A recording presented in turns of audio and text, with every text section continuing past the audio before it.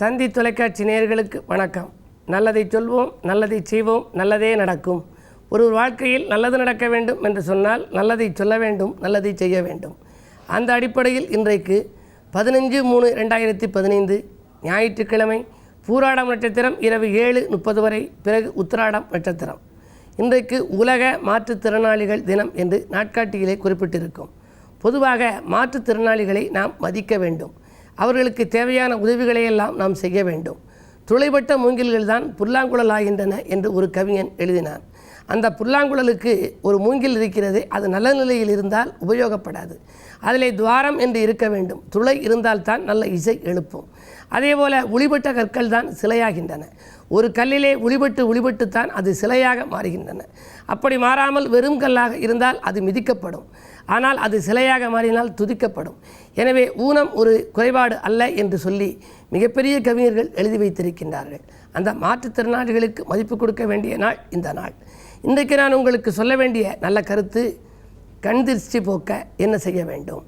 பல பேருக்கு திருஷ்டி இப்போ ரொம்ப வந்துருச்சுன்னு சொல்லி கேட்பாங்க. கணவன் மனைவி சேர்ந்து நடந்து வந்தாலே பக்கத்து வீட்டுக்காரர் பார்த்தால் திருஷ்டிப்படும். மறுநாளே அவர்கள் படுத்த படுக்கையாகி விடுவார்கள். சிலர் வீடு கட்டுவார்கள். கட்டி முடித்தவுடன் இவ்வளோ பெரிய வீடு கட்டி இருக்கிறீர்களே என்பார்கள். அதுக்கு பிறகு அந்த கட்டிடப்பணி பாதியும் தொடர முடியாமலே போய்விடும். இப்படி வீடு கட்டுகின்ற பொழுது திருஷ்டி வரும். தொழிலை பார்த்தால் லாபம் வருகிறது என்று சொன்னால் திருஷ்டி வந்துவிடும். ஜோடியாக வந்தால் திருஷ்டி வருகின்றது. வீட்டிலே எல்லாம் இப்படி திருஷ்டி வருகிறதே என்று கேட்பார்கள். கண் திருஷ்டி கணபதி படத்தை வைக்கலாமா என்று கேட்பார்கள். பொதுவாக திருஷ்டி அதிகமாக இருப்பவர்கள் வைரவருக்கு மிளகு தீபம் ஏற்றி வழிபடுவது நல்லது. தேய்பிறை அஷ்டமியில் மிளகு சேர்த்து அதிலே ஒரு திரியாக வைத்து தீபம் ஏற்றி 8 வாரங்கள் தொடர்ந்து வழிபட வேண்டும். 8 முறை அந்த தேய்பிறை அஷ்டமி வருகின்ற பொழுதெல்லாம் வைரவருக்கு மிளகு தீபம் ஏற்றி வழிபாடு செய்தால் அந்த கண் திருஷ்டி போய்விடும். கணபதி வழிபாடையும் வைத்து கொள்ளலாம். வராகி வழிபாடும் மேற்கொள்ளலாம். பிருத்தியங்காதேவி வழிபாட்டையும் நீங்கள் மேற்கொள்ளலாம். கல்லடிக்கு தப்பினாலும் கண்ணடிக்கு தப்ப முடியாது என்று சொல்வார்கள். கண்ணுபட போகுதடி கண்ணாத்தா, கன்னத்தில் கருப்பு போட்டு வைக்க சொல்லி சொல்லாத்தா என்று ஒரு பாடல் வரும். சின்ன குழந்தைகள் அழகாக இருந்தால் நன்றாக சீவி முடித்து சிங்காரித்து வெளியிலே கொண்டு சென்றால் திருஷ்டிப்பட்டு விடும். எனவே அந்த சீவிய முடியை கலைத்து விடுவார்கள். கன்னத்திலே ஒரு கருப்பு போட்டு வைப்பார்கள். ஏதாவது ஒரு சரியில்லாத ஒரு நிலையை உருவாக்கி அந்த பிள்ளையை பார்க்கின்ற பொழுது திருஷ்டி பாதிக்காமல் இருக்கும் விதத்திலே பெற்றோர்கள் செய்து வைப்பார்களாம். ஆகையினாலே தான் இந்த மாடுகளுக்கு கூட கருப்பு கயிறு கட்டுகின்றார்கள். புதிய வாகனம் வாங்கினால் அதில் கீழே கருப்பு கயிறு கட்டியிருப்பதை பார்த்திருப்பீர்கள். கருப்பர் வழிபாடு கண் திருஷ்டி போக்கும். கருப்பர் என்ற தெய்வம் உலகெங்கும் இருக்கிறது. பல பேர்களுக்கு குலதெய்வமாகவும் இருக்கிறது. அந்த கருப்பரை வழிபட்டால் கண் திருஷ்டி போகும். எனவே குலதெய்வ வழிபாடு மாதத்திற்கு ஒரு முறையாவது வைத்துக்கொள்ள வேண்டும்.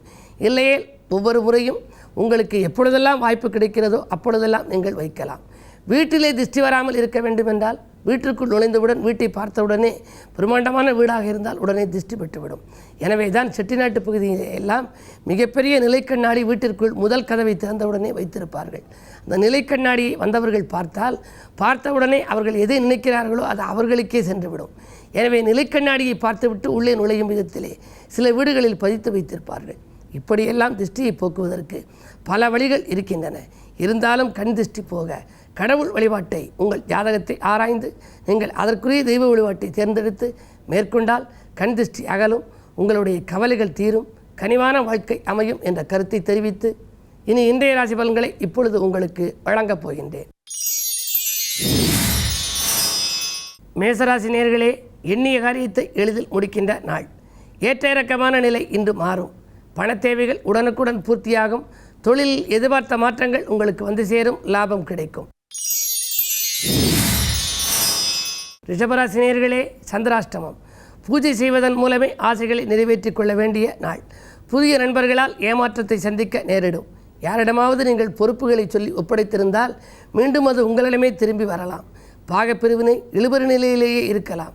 உடன் இருப்பவர்களையும் உடன் பிறப்புகளையும் அனுசரித்து செல்வதன் மூலமே ஆதாயம் கிடைக்கும் நாள் இந்த நாள். மிதுனராசி நேயர்களே, உற்சாகம் உள்ளத்தில் குடிகொள்ளுகின்ற நாள்.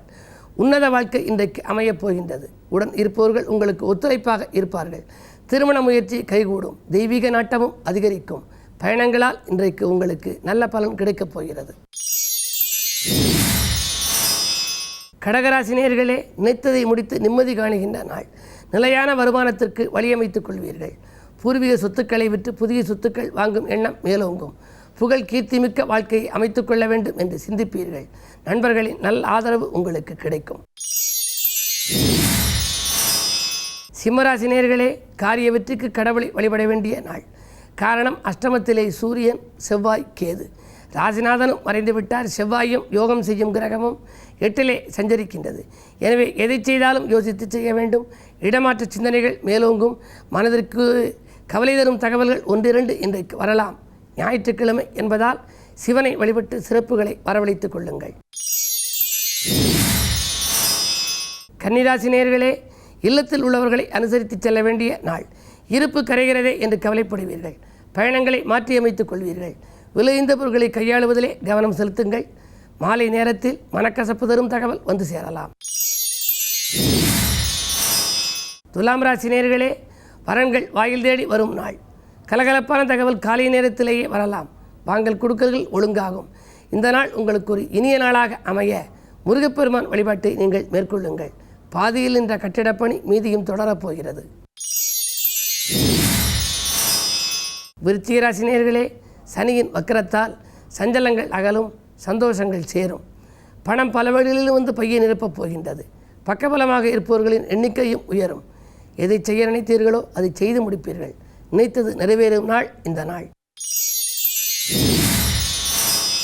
தனுசு ராசி நேயர்களே, சந்திரபலம் மேலோங்கி இருக்கும் என்று தாராளமாக செலவிடும் நாளாக அமையப் போகின்றது. தடைகள் அகலும், தனலாபம் கிடைக்கும். குருவின் பார்வை 2-12 ஆகிய இடங்களில் பதிவதால் வரவு வந்த மறுநிமிடமே உங்களுக்கு செலவாகலாம். குடும்பச் சுமை கூடுதலாக இருக்கிறது என்று கவலைப்படுவீர்கள். குடும்பத்தில் உள்ளவர்களின் ஆசைகளையெல்லாம் பூர்த்தி செய்து மகிழப் போகின்றீர்கள். மகர ராசி நேயர்களே, உங்களுக்கெல்லாம் இல்லம் தேடி வருபவர்களின் எண்ணிக்கை அதிகரிக்கும் நாள். இன்று விருந்தினர் தொல்லை உண்டு. ஏதேனும் ஒரு வழியில் மருத்துவ செலவுகளும் ஏற்படலாம். தொழில் மாற்ற சிந்தனை ஒரு சிலருக்கு மேலோங்கும். இன்றைக்கு சனியின் பார்வை உங்கள் ராசியில் பதிந்தாலும் கூட சனி வக்ர இயக்கத்தில் இருப்பதால் அதனால் எந்த பாதிப்புகளும் ஏற்படாது. காரியங்கள் கடைசி நேரத்தில் கைகூடிவிடும். கும்பராசி நேயர்களே, ராசிநாதன் வக்ர இயக்கத்தில் இருப்பதால் ஆரோக்கிய தொல்லைகள் ஏற்படும். அலைச்சல் அதிகரிக்கும். தடைகள் கூடுதலாக இருக்கலாம். தனவரவு ஏற்பட்டாலும் கூட தைரியமும் தன்னம்பிக்கையும் குறையும். எனவே தன்னம்பிக்கை குறையாமல் பார்த்து கொள்ளுங்கள். மீனராசி நேயர்களே, பயணங்களால் பலன் கிடைத்து உங்களுக்கு பல காரியங்கள் நிறைவேறுகின்ற நாள் இந்த நாள். பணத்தேவைகள் பூர்த்தியாகும். அரசியல் ஈடுபாடு கொண்டவர்களால் அனுகூலம் உண்டு. பொது வாழ்வில் இருப்பவர்களுக்கு புதிய பொறுப்புகளும் பதவிகளும் கிடைக்கும். சொத்துக்கள் வாங்க விற்க உகந்த நாளாக இந்த நாள் இருக்கின்றது. சொத்துக்களால் லாபம் கிடைக்கும் இந்த நாளில் சொந்த பந்தங்கள் வாழ்த்தும் விதத்தில் வாழ்க்கையை அமைத்துக்கொள்ள இன்றைக்கு கிழமை ஞாயிறு என்பதால் சிவாலயம் சென்று வழிபாடுகளை மேற்கொள்ளுங்கள். சிவன் அருளால் சிறப்பான வாழ்க்கை அமையும். மேலும் விவரங்கள் அறிய தினத்தந்தி படியுங்கள்.